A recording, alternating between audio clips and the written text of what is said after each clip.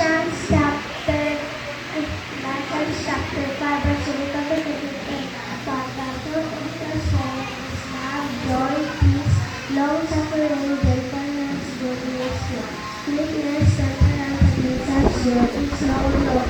For this is for the wages of sin is death, but the gift of God is eternal life through Jesus Christ our Lord.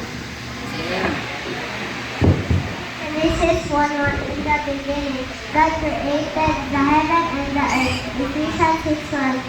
Children, obey your parents in the Lord, for this is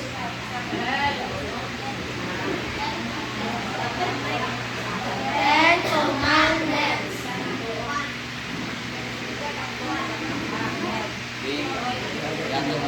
1. Thou shalt have none other gods before me. 2. Thou shalt not make unto thee any graven image. 3. Thou shalt not take the name of the Lord that hath in vain. 4. Remember the Sabbath day to keep holy.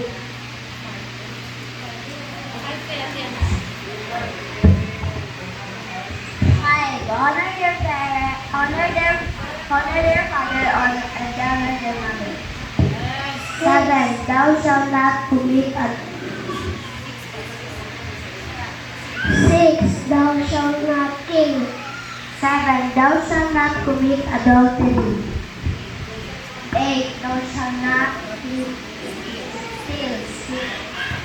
9. Thou shalt not bear false witness against thy neighbor. 10. Thou shalt not covet.